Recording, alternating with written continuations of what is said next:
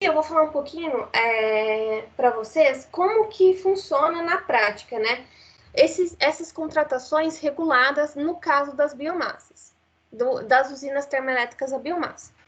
Hoje nós temos, basicamente, esses CCARs que eu citei para vocês, que são provenientes do leilão de fontes alternativas, leilões de energia nova e de energias existentes, eles podem ser classificados aí em duas modalidades, tá?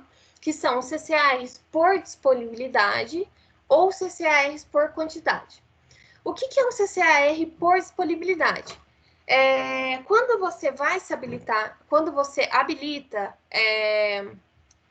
um empreendimento no leilão, quer dizer o quê? Se ele é por disponibilidade, que você está contratando uma potência que possivelmente ela poderá ter oscilações. Então, de acordo, você contrata uma curva do gerador, tá?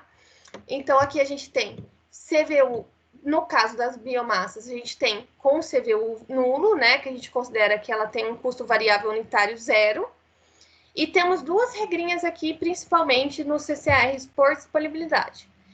Nos leilões anteriores a 2011, tá, realizados para as usinas da biomassa, a gente tinha o quê? Você tem uma contratação ali do leilão de 11 megawatt médios anuais. Independente se você entregou ou não esses 11 mega médios em um mês só do ano ou entregou no final do ano, é a mesma coisa. Você não tem uma obrigação de entrega mensal desse leilão. Então, por isso que a gente faz essa distinção entre anteriores a 2011 e posteriores a 2011. Já a partir de 2011, esses CCARs por disponibilidade, eles já possuem uma obrigação de entrega. No que se baseia essa obrigação de entrega? Ela se baseia na sua curva declarada lá no início do leilão. Então, para a CCE também, para fins de contabilização, ela enxerga essa curva declarada. Então, o gerador, ele assume o compromisso dessa obrigação. Geralmente, esses contratos, eles são... depende do edital também, da sua curva, mas geralmente eles compreendem o período safra, né? Que vai ali de abril a dezembro ou abril a novembro.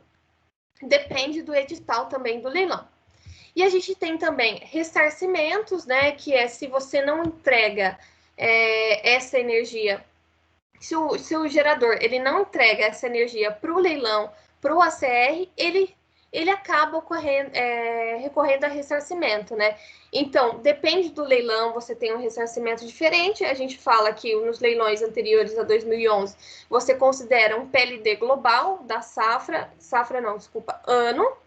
E já os que têm obrigação de entrega, você fica exposto ao PLD. Então, por exemplo, você tem uma curva de 11 médios ali para entregar no mês específico. E se você entrega 10, essa diferença aí, esse ressarcimento, ele será valorado ao PLD para você. Então, é um ressarcimento com base PLD. Que aqui a gente já assume que os riscos de eventuais não disponibilização dos CCARs, eles são arcados pelos compradores, tá? E aí também temos os CCARs por quantidade, tá? O CCAR por quantidade depende também um pouco do edital do leilão, mas basicamente a gente considera aqui que ele vai seguir uma quantidade flat no mês a mês. O que é uma quantidade flat que a gente costuma citar no mercado? É uma quantidade igual no mês a mês. Então, ela não vai considerar ali especificidades do gerador.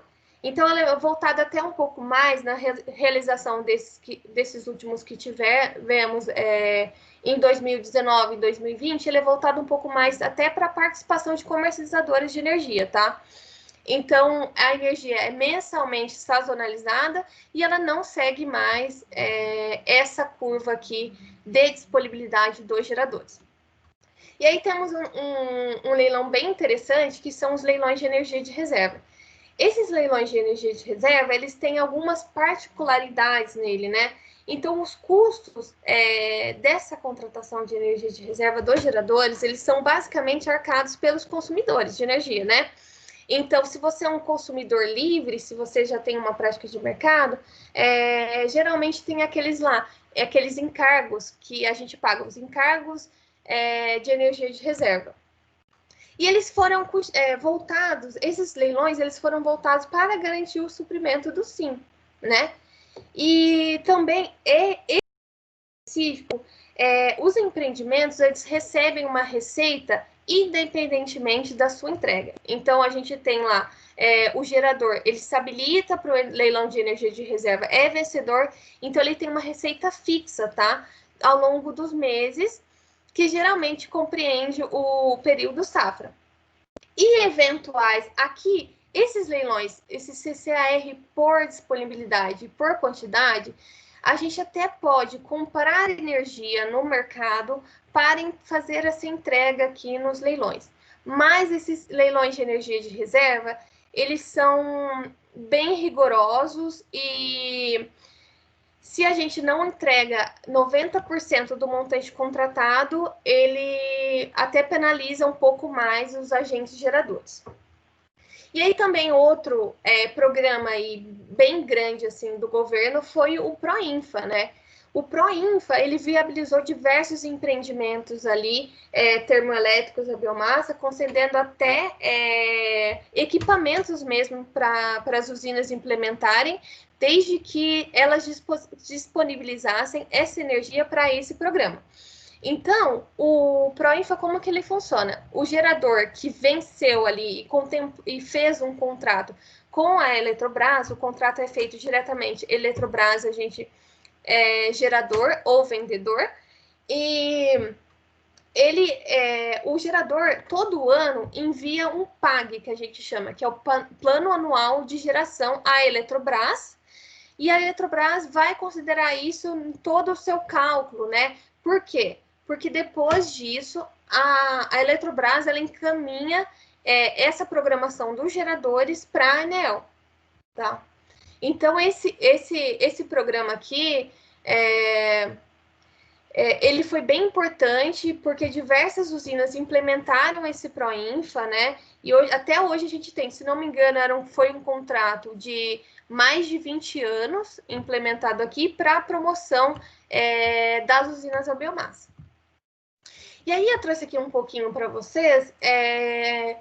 Esse aqui é uma tela da ANEEL, né?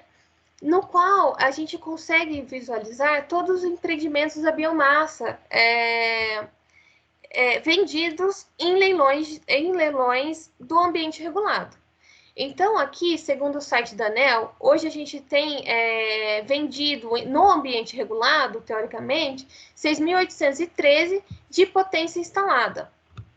Contemplando aqui um preço médio, né, de venda aqui de 196,78. E também com o deságio, esse deságio é o quê? É o lance inicial do leilão e o preço de fechamento, de 11,69%. Tá? Então, segundo a ANEEL, nós tivemos 99 empreendimentos vencedores dos leilões, tá? Aí ele mostra até também, depois se vocês quiserem procurar, quais foram os estados com maior potência instalada, potência por leilão. É bem interessante, porque ele contempla até o último leilão realizado aqui entre empreendimentos de geração e distribuidoras. Aí eu vou falar um pouquinho dos agentes do mercado, né? Como que funciona isso? Também eu vou voltar um pouquinho mais depois.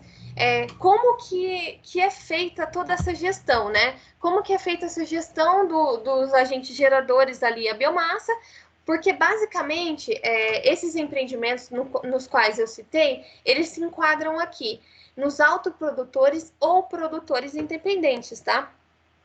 E aí, aqui nos agentes do mercado, nós temos as distribuidoras, que são duas classificações, né? Que temos a distribuidora com um mercado consumidor acima de 500 gigawatts ao ano, que são as distribuidoras, assim, que a gente conhece, que são mais famosas, CPFL Paulista, etc. E também temos as distribuidoras de energia com mercado menor do que 500 gigawatt-horas ao ano. A principal diferença tem algumas regras ali intrínsecas a essas duas modalidades, né? No qual permite um pouco de, não sei se eu posso dizer isso, um pouco de flexibilidade em relação à regulação da distribuidora comum, tá? E aí temos o papel das transmissoras, das comercializadoras e do comercializador varejista, um pouco mais forte agora com essa discussão de abertura do mercado. E temos também os consumidores. Eu queria focar um pouco mais aqui também dessa contratação dos consumidores, que temos a modalidade de livres e especiais. Lembrando que os consumidores especiais, eles necessariamente precisam contratar a sua energia de fontes que a CCE, depois eu vou fazer essa distinção, considera como especial, tá? Aí eu vou pular um pouquinho para os conceitos, para a gente acabar ali na gestão, tá? De como que a gente faz essa gestão. Hoje a gente tem um conceito que a gente chama de garantia física. O que é uma garantia física do empreendimento, tá? Inicialmente, esse conceito ele derivou do conceito de energia firme, que ele era calculado de acordo com a energia gerada, considerando os níveis de vazão. E energia garantida, que era o benefício que uma usina poderia agregar ao sistema, calculado pelo método determinístico. Então, a gente não tinha ali a consideração de perdas e eventuais indisponibilidades ali dos geradores. Então, para o planejamento, o que significa essa garantia física? Na visão do planejamento, é a quantidade de energia que você pode considerar para fins de suprimento. E já para a comercialização, seria o quê? A quantidade de energia que você pode comprometer em contratos, tá? De acordo com as regras vigentes. Então, quem tem garantia física hoje no sistema interligado nacional?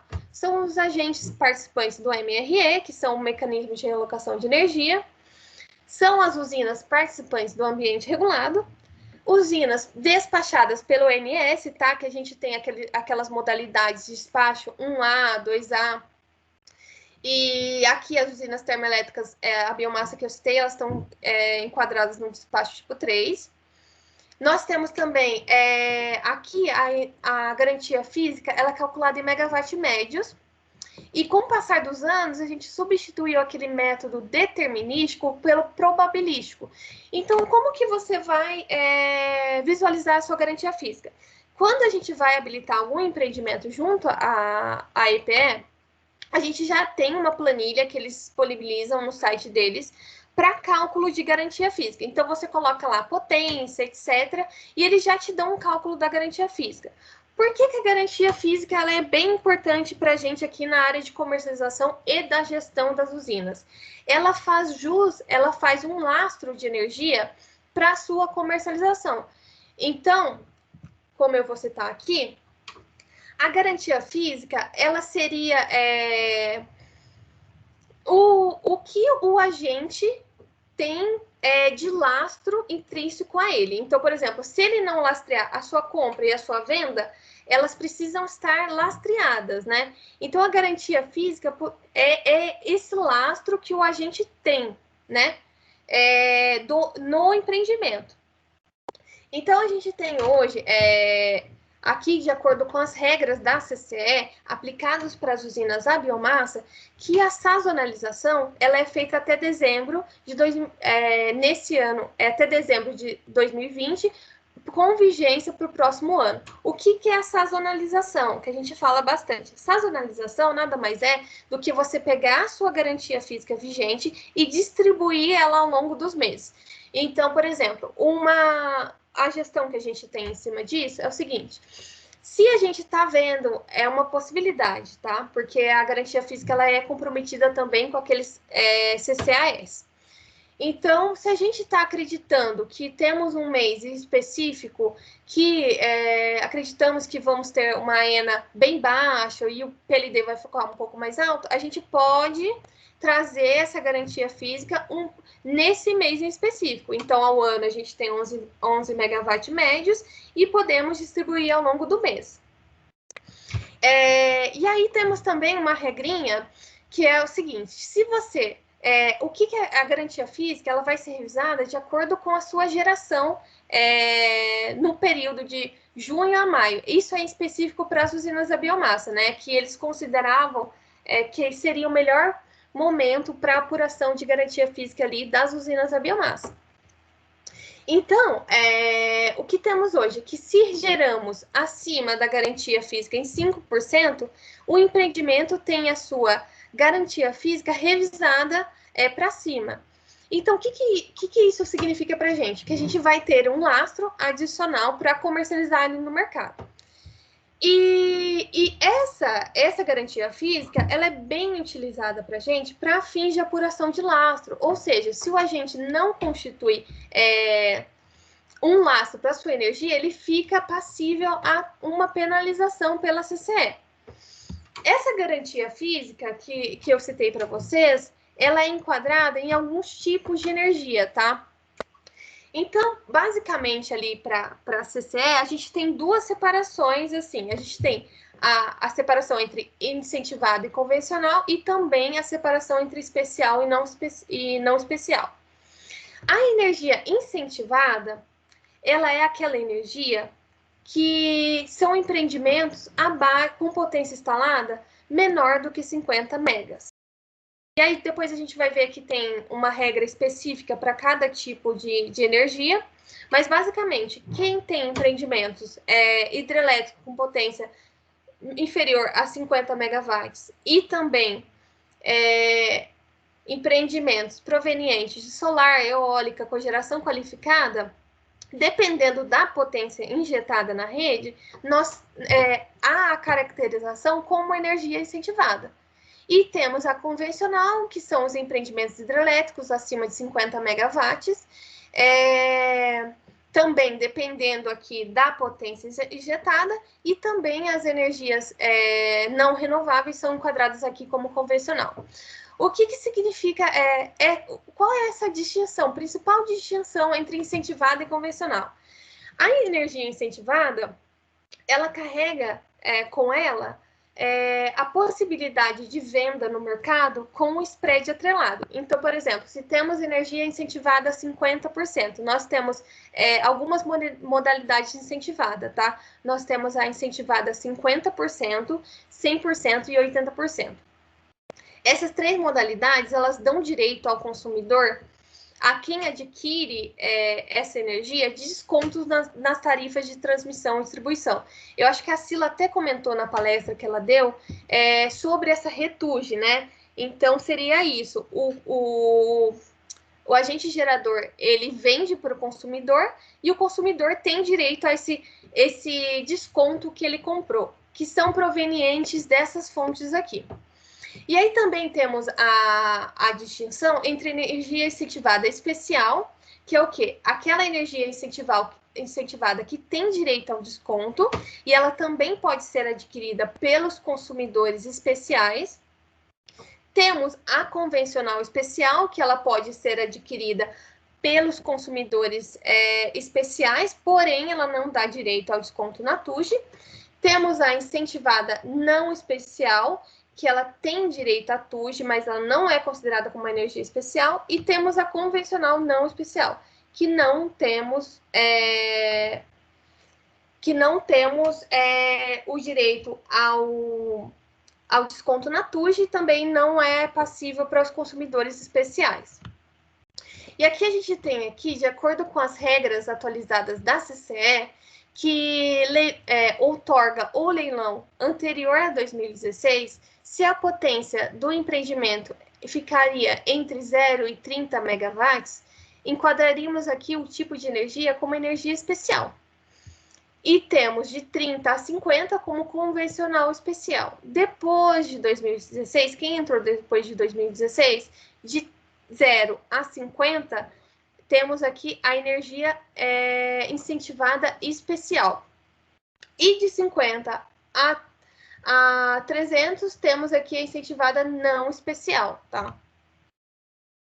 Basicamente, segue a mesma regra para a eólica e para a biomassa, tá? Não tem distinção. Então, as usinas que estavam já no ambiente regulado e já tiveram outorga antes de 2016, nós temos aqui de 0 a 30, nós temos a incentivada especial. Geralmente, as usinas termoelétricas a biomassa, elas têm o direito a 50%, a gente fala que é a I5, que é a energia com 50% de desconto atrelada a ela. E aí temos a convencional especial, que a gente chama no mercado de zero, que ela não faz jus ao desconto, mas ela é adquirida por consumidores especiais. E aí, um conceito que a gente tem que levar em conta na hora da gestão da energia, que é o conceito de penalidades. O que são as penalidades ali implementadas pela CCE? Foi uma forma de coibir algumas práticas que eram consideradas não... que elas poderiam ameaçar a segurança do SIM, né? Ou descumprir alguma regra do setor. E aí, o que consiste essa penalidade, né? Aí, eu vou falar aqui um pouco mais da penalidade de insuficiência de lastro, tá? Então, quando a gente apresenta uma insuficiência ou uma exposição negativa dentro de um determinado período. O lastro, ou o recurso, que a gente chama, tá? Ele é composto por quê? Por todos os contratos de compra do agente, mais a garantia física do agente, que foi aquela que eu citei anteriormente. Então, o lastro do agente ele é composto por contratos de compra e garantia física do agente. E o que é o requisito do agente? É toda a situação que a gente tem, tanto no ambiente livre quanto no ambiente regulado, que são os contratos de venda, tá, do agente. Então, o que a gente tem ali na apuração de penalidades? A gente tem recurso, você tem toda a sua garantia de suprimento do agente, menos os requisitos. Esse balanço, que pode ser negativo ou positivo, dentro de uma janela de 12 meses, a CCE olha se o agente ele tem esse lastro para comercializar energia. Se por um acaso o agente não tiver esse lastro para cobrir as suas obrigações dentro da janela de 12 meses, o agente fica exposto a penalidades, ou seja, ele vai pagar um valor bem alto nessa energia que ele deixou de comprar, né, ou deixou de fazer lastro. Então, aqui, eu coloquei aqui para vocês um exemplo. A CCE olha essa janela de 12 meses. Então, aqui, provavelmente, no mês 1, a gente quer dizer o quê? Que o recurso do agente, ele foi maior do que o requisito.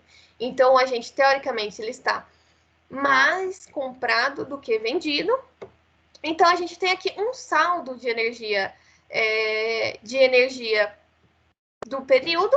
E dentro dessa janela de 12 meses, a gente faz o lastro somando toda essa exposição do agente, e aí a gente vê se o agente ele está positivo ou negativo. Se ele está positivo, ok, mas se ele está negativo, ele fica passível à penalidade. Essa penalidade para agentes de geração e para agentes de geração e também consumidores, porque a penalidade também é aplicada no caso de consumidores, ela segue dois perfis, né? Ela segue o perfil especial e o perfil não especial. Lembra que eu citei para vocês aqui sobre os tipos de energia? Energia especial e não especial?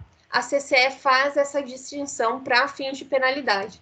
Então, a convencional, você tem que fazer... Se você está comercializando energia convencional, mas você não tem uma garantia física atrelada à energia convencional, você tem que cobrir eventuais vendas com contratos de compra de convencional. Então, a CCE, ela enxerga também esses dois perfis em separado, tanto o perfil convencional quanto energia incentivada. E depois desse balanço final, a CCE vai divulgar, lembrando que se você tiver uma exposição com energia não especial e você tiver lastro de energia especial, você até consegue cobrir esse déficit de energia que você tem. Porém, se você, em especial, se você ficar exposto aqui, né, dentro dessa janela de 12 meses, você fica passível e tiver mesmo se você tiver uma energia não especial ali para cobrir, você não consegue fazer esse remanejamento de energia convencional para cobrir a energia especial. Então, lembrando sempre que a energia especial consegue cobrir o lastro de convencional. Já ao contrário, não é verdadeiro. E aqui eu tô falando, tá, gente, só para até não confundir, eu tô falando para fins de penalização. O agente que fica exposto ou mais vendido do que comprado, no mercado de curto prazo, essa energia exposta, tanto vendida quanto comprada, ela é valorada ao PLD, que é aquele preço de liquidação que eu citei para vocês, que a CCE apura por semana patamar e submercado, que ela afeta essa liquidação de curto prazo. Então, se a gente está mais vendido, essa energia que ele está lá, vamos supor, 10 mil megawatts, ela seria valorada no final do mês ao PLD, tá? E aí eu vou chegando ao final, para ressaltar, conforme eu comentei com o professor Fábio e tudo mais, a importância de se ter um planejamento em relação a essas usinas. Por quê? Nessa gestão de planejar o melhor período para essa sazonalização da garantia física, a gente precisa olhar não só o mercado, a previsão do mercado, o que a gente tem de preços, mas também a nossa entrega contratual.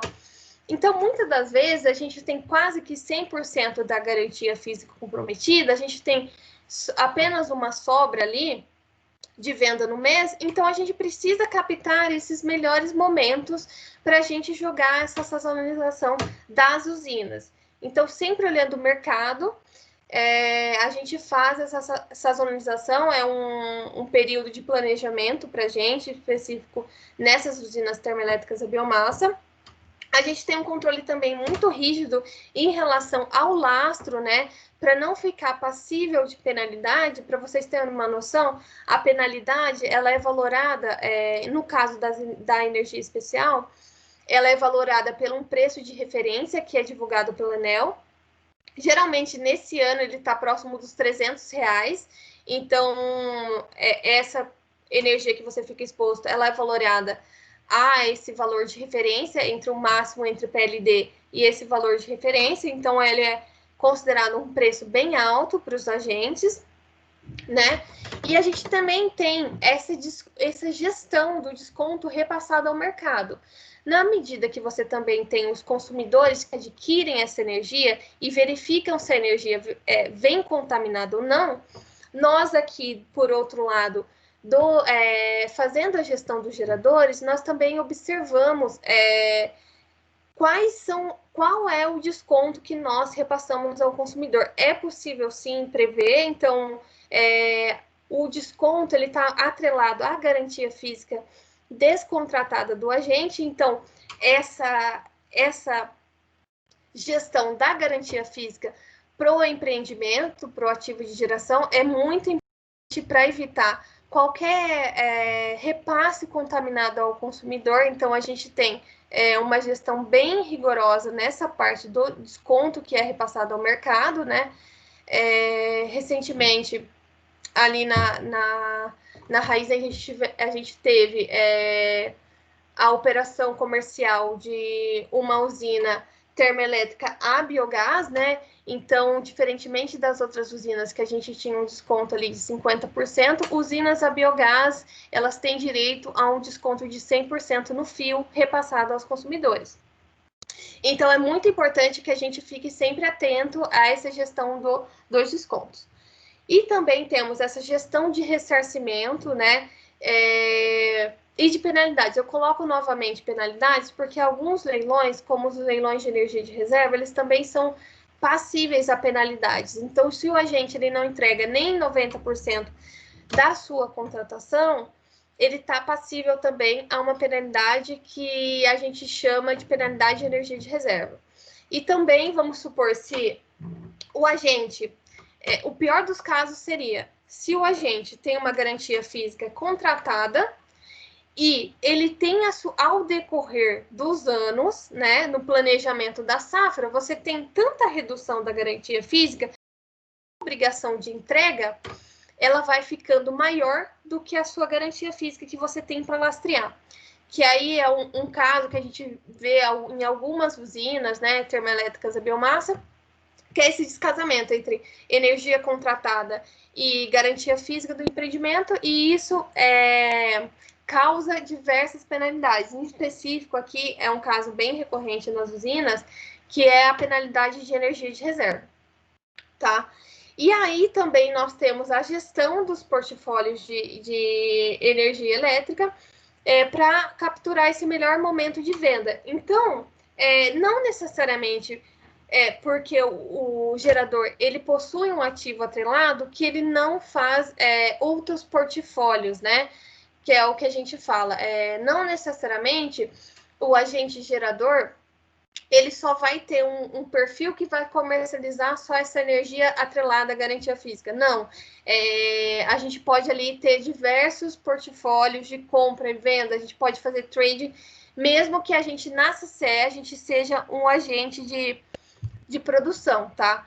Então, geralmente não é limitado, nós do setor aqui de termoelétricas a biomassa, não ficamos limitados a apenas essa comercialização da geração, né?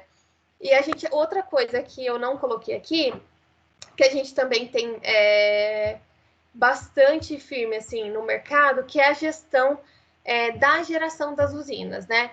Então, como a gente tem diversas usinas, a gente tem usinas de condensação, de contrapressão, e como a gente já tem esse planejamento da garantia física, a gente tem muito monitoramento de como que está a operação no dia a dia das usinas, né? Por exemplo, se a gente tem um portfólio atrelado à geração, se a gente está mais vendido do que comprado, pode ser um problema se a gente tiver oscilações aí e que não foram previstas na geração, né? Então, basicamente é isso que eu tenho para falar para vocês, que eu quero ressaltar a importância, né, da gestão de energia para a comercialização em si. Então, é muito importante que a gente entenda um pouquinho das regras e do que está acontecendo no setor, para a gente conseguir ajudar essa gestão, né, tanto de ativo quanto da energia gerada e do lastro do agente. Então, eu ressalto mais uma vez essa importância da gestão de energia em si nos empreendimentos de geração. E para finalizar aqui, eu deixei os links para vocês acessarem cada item, cada tópico ali, desde o ProDish, tanto o ProRet, e também deixei um pouco também dos leilões de energia contemplados nas usinas termoelétricas a biomassa. Para quem quiser acompanhar, falar, olha, eu quero ver um pouco mais de quais são os preços negociados, montantes negociados. Aqui eu coloquei em específico do Proinfa, tá? Então, aquele leilão, aquele contrato do ambiente regulado. Eu coloquei para vocês aqui, que vocês vão ver os empreendimentos que foram vencedores, e também existe um relatório, eu não sei se vocês já chegaram a ver ou não, na CCE, que ela divulga infoleilões. Então, nesse infoleilões, desde o início de todos os leilões de contratação no ambiente regulado, a gente tem todo o histórico ali, e também temos preços, quais foram os preços, quais foram as contrapartes, e é bem interessante para a gente entender um pouco mais desse ambiente regulado. E quais foram os empreendimentos vencedores desse leilão. Enfim, é isso. E eu não sei se tem alguma pergunta, e eu espero ter contribuído para vocês, enfatizando um pouco mais dessa gestão de energia e gestão de ativos de energia. Eu tenho umas perguntas. É a seguinte, a minha primeira pergunta, a gente já conversou um pouco à tarde, eu vou repeti-la. É, a sua transição de uma economista para o mercado de energia, visto que um curso tradicional de economia não aborda temas nesse sentido. Ah, então, minha pergunta aqui foi nesse sentido: quais suas dificuldades técnicas, quais suas dificuldades com as pessoas da engenharia, como você teve que se reciclar e com a ajuda de quem, como as pessoas foram te auxiliando e você foi transicionando para um discurso de megawatts, potência, energia elétrica, tudo isso, e como você lida com tudo isso e como você vê o curso da FATEC nessa linha de atuação. Eu acho que foi um pouco difícil para mim, principalmente pela parte técnica. Eu acredito que se eu fosse, se eu tivesse uma área mais técnica numa área, por exemplo, de engenharia, eu teria relativa facilidade em relação aos aspectos técnicos dos empreendimentos, né? Então, por exemplo, o que me tomou bastante tempo para compreender e tudo mais foi realmente essa questão do entendimento dos ativos físicos mesmo, de como funcionava a cogeração através da queima da biomassa, como que funcionava uma planta de biogás, por exemplo. Então, essa foi a dificuldade. Mas o que me amparou bastante, né, em relação a em relação mais à regulação e o funcionamento do setor, foi realmente esses links que eu disponibilizei para vocês. Então, foi lendo bastante o rede, foi dando uma olhada nas regras de comercialização, nos procedimentos de comercialização, tanto nas RENs, né, quanto mais aplicado na comercialização de energia elétrica. E acho que foi isso. Tem mais algumas aqui, não sei se está com o chat aberto e quer comandar ou eu vou lhe perguntando. Uhum. Qual a sua previsão de venda em megawatt-horas para 21, 22? Eu não sei se eu posso falar a previsão de venda total, né? Que teria ali na Raizen, mas o que eu posso fazer falar assim para vocês é que hoje a gente tem mais de 1.000 megawatts instalados de potência, né? Então a gente tem, principalmente, nós somos líderes no setor de energia, de produção de energia através da biomassa, e é um volume bem grande. Antes eu trabalhei em outra empresa que era produtora de energia termoelétrica biomassa, e nós éramos a terceira, então com 444 megawatts de potência instalada. Então é um volume bem grande de energia a ser comercializado no período safra. A Raizen tem projetos de outros projetos de energias renováveis, né? Nós temos de geração solar, e mais assim, pioneiro aqui no mercado seria a planta de biogás, que inclusive ela já foi habilitada para um empreendimento, tá? Então a gente já habilitou ela em um leilão de energia nova, então ela já está quase que funcionando, quase que entrando já no período de suprimento do leilão. Então, alguém tem mais alguma pergunta a fazer à nossa amiga de escola, uma profissional do meio da energia que tem muito conhecimento, está evoluindo muito rápido? Oi, Flávio, aqui é o professor Flávio. Pode fazer, Flávio. Obrigado pela sua presença também. Ok, um prazer. Parabéns, Gabriela. Eu que não sou da área, sou professor de línguas, mas achei interessante, enfim, a gente sempre aprende. E queria fazer uma pergunta. Há alguns anos atrás, nós vivenciamos, né, aquele famoso apagão, aquele processo de racionamento, que foi uma coisa muito terrível, né? Os alunos mais novos talvez nem se lembrem muito disso, né? A minha pergunta é mais em termos de curiosidade, se, na sua avaliação, se existiria algum risco mais real de isso voltar a acontecer no Brasil, ou se isso já é uma coisa do passado, estamos distantes e, se Deus quiser, nunca mais? É uma questão bem discutida, né, entre os estudiosos do setor, mas o que eles alegam é que hoje a gente não tem esse risco de um eventual apagão e falta de suprimento ou de potência, né, ou de energia. Devido também a essa contratação que a gente tem, essa contratação de energia de reserva, ela foi que tem as termoelétricas e energias eólicas, foi realmente para a gente conseguir ali ter uma segurança energética maior do que a gente teria antes, a gente tinha antes, né? Apesar de hoje a gente ter uma matriz mais renovável, que a gente fala, olha, pode ter muitas oscilações, pelo menos conforme cresce a energia eólica ou a energia solar, nós também temos algumas termoelétricas e temos também as hidrelétricas, né? Então, hoje, a meu ver, a gente não tem, não sei o que pode acontecer ou não, mas hoje, a meu ver, a gente tem bastante capacidade, potência instalada para que não ocorra um apagão novamente.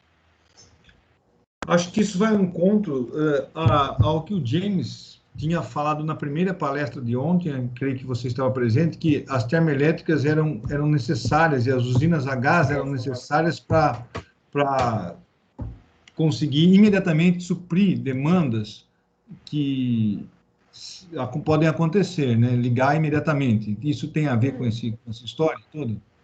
Tem sim. As termoelétricas, mas é aquela coisa que a gente fala.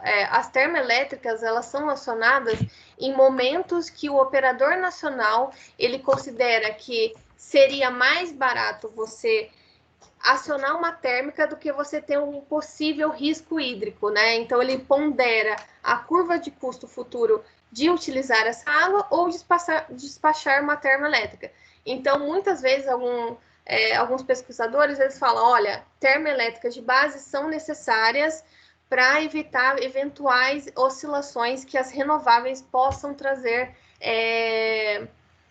para a operação do sistema, né? Uma pergunta, Gabriela. O tempo de, por exemplo, a termoelétrica é uma previsão de racionamento, uma previsão de seca, então você começa a ativar termoelétricas. É uma que a gente fala, uma curva de custo futuro que os modelos New Wave e Decomp, eles fazem uma ponderação de você poupar água ou você acionar termoelétricas, tá? Então, é baseado também... Oi? Desculpa. Não, nesse sentido, quanto tempo de previsão eu preciso para acionar uma termoelétrica ou uma usina a gás, de biogás? Que existe uma diferença aí, parece, né? Existe uma diferença, porque dependendo da usina, você não é despachado pelo ONS. Então, você tem que olhar a classificação das usinas, né? Então, você pode ter uma usina que ela é despachada centralizadamente, que é o que a gente fala aqui, o operador vai despachar para fins de segurança energética, e tem aquelas que a gente fala que não é centralizadamente, que é eventuais despachos que possam vir para a manutenção do sistema. Isso, professor, é uma operação diária, tipo em tempo real, por isso que a gente fala operação em tempo real do ONS. Claro que a gente tem esse tempo que você está falando para acionamento das termoelétricas. Hoje, se não estou enganada, elas não são, eu não sei se alguém entende um pouco mais dos modelos, elas não são inclusas, esse tempo não é incluso no modelo, tá?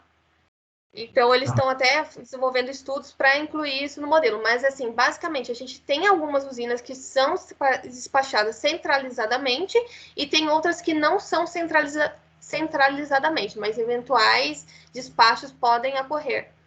E assim, imediatamente. No caso, Exato. então, por exemplo, uma termoelétrica pode entrar imediatamente e uma gás também. Existe uma diferença de tempo entre entrar a gás ou entrar a biogás ou entrar uma termoelétrica a carvão? Então, biogás, pelo que eu saiba, não é despachada. Tá. E você também tem o menor custo, né? Você despacha a termoelétrica com menor custo. Teoricamente, tá? Então, você vai por posição de preço. Então, mas aí depende do supermercado e tudo mais. Mas, basicamente, você tem um menor custo para o sistema, para a operação do sistema, tá? Tá bom, obrigado pela sua resposta. Muito boa. Alguém tem mais alguma pergunta? A Gabriela? Bom, então, eu acho que eu tenho que... O professor Valmir, o senhor quer fazer uma pergunta aqui? Aqui o professor Valmir Calef... Acabei de postar uma aí, Flávio. Eu acabei de postar uma, por gentileza, aí, ó. Então, eu vou apresentar o nosso professor Valmir Calef, ele é professor de comercialização e contratos no setor energético. E ele me faz a seguinte pergunta. Vê aí, o crescimento de geração fotovoltaica ajuda muito a manter em níveis melhores os reservatórios hidrelétricos. Você concorda com isso ou não? Você está lendo aí a pergunta? Nossa, eu acho que de certa maneira sim, né? Mas, ao mesmo tempo em que as solares, elas não são modeladas ali no sistema da ONS, né? Então, a gente não tem a modelagem das usinas, dessas usinas de fontes renováveis, né? Então, acho que em certa medida sim, né? Mas não muito, não sei. Sinceramente, eu acho que não sei mesmo. Eu teria que dar uma pesquisada, mas... Posso Porque elas não... falar uma palavra aqui? Pode, claro. Não é comercialmente falando, né? É mais na física, realmente, né? Fisicamente, elas contribuem injetando potência no sistema e aí acaba economizando, né, o uso da hidrelétrica, né? E isso aí contribui indiretamente, né? Não é diretamente na comercialização, né? Olhando por esse lado, sim, né? Você deixa de... Porque, assim, hoje as usinas não são construídas com reservatórios, né, Valmir? Elas são construídas mais a fio d'água, né? Então, mas, assim, olhando por esse lado, para a conservação dos reservatórios das usinas existentes, eu acredito que sim. Que a energia solar, ela possa contribuir, sim. Perfeito, obrigado, viu? Imagina. Valeu. Obrigado, professor, pela pergunta. Então, bom, eu vou encerrando a palestra por aqui. Gostaria de dizer muito obrigado a Gabriela, que prontamente atendeu ao pedido, não teve receios em compartilhar seus conhecimentos, seu grande conhecimento com os estudantes, trabalhando nas diversas áreas de comercialização de energia. Obrigado, Gabriela. Desejo você sucesso. Espero que tenha tempo para você continuar e até terminar nosso curso, porque eu sei que você tem uma vida bem distante, bem maluca, mas está aí contribuindo com o nosso curso e já faz parte dele. Muito obrigado por tudo. É um grande prazer tê-la conosco nessa noite. Prazer foi meu, eu que agradeço. Obrigada, pessoal. Quem quiser conhecer um pouquinho mais de como funciona e tudo mais, eu sou super aberta a conversar com os meus colegas, tá? E, inclusive, eu vou disponibilizar depois esses links da apresentação para quem quiser conhecer um pouquinho mais ou se especializar em alguma área. E se vocês fizerem isso, eu subo aqui na pasta de projeto de trabalho de graduação 1 e 2 e projeto de integrador, eles usam todos, eles vão procurar essas informações. Então, agradeço profundamente aqui, todo o coração, sua dedicação. Obrigada, gente. Tchau. Até mais, eu vou parar a gravação. Isso. E a lista de presença, eu já baixei. Pode sair. Muito obrigado pela presença de todos. A lista de presença está tudo certo, então.